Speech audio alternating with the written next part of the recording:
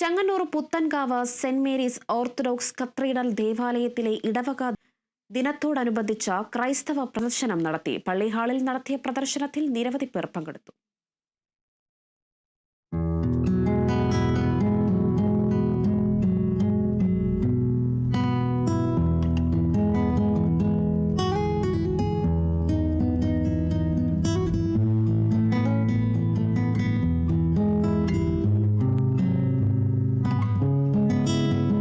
വിവിധ ഭാഷയിലുള്ള വേദപുസ്തകങ്ങൾ, സഭകൾ ഉപയോഗിക്കുന്ന കുരിശുകൾ, ക്രൈസ്തവ സംഭവങ്ങളുടെ അടയാളങ്ങൾ തുടങ്ങി വലിയ പൈതൃക മൂല്യമുള്ള അനവധി വസ്തുക്കളാണ് പ്രദർശനത്തിലുള്ളത്.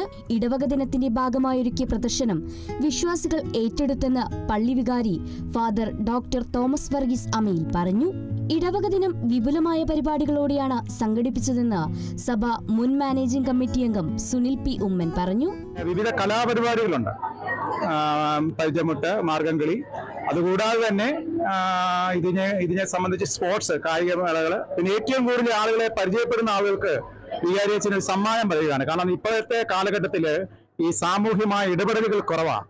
സോഷ്യൽ മീഡിയയിൽ മാത്രമാണ് ജനങ്ങൾ. അത് മാറാൻ വേണ്ടി ഏറ്റവും കൂടുതൽ ആളുകളെ പരിചയപ്പെടുന്നവർക്ക് ഒരു സമ്മാനം കൂടെ ഇവിടെ ഏർപ്പാട് ചെയ്തിട്ടുണ്ട്. കുട്ടികൾക്കും മുതിർന്നവർക്കും ഒരുപോലെ കൗതുകകരമായ വസ്തുക്കൾ പ്രദർശനത്തിൽ ഒരുക്കിയിരുന്നു.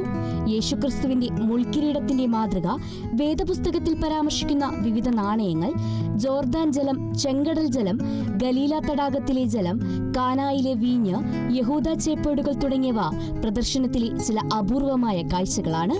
Kerala vision news, Alappuzha.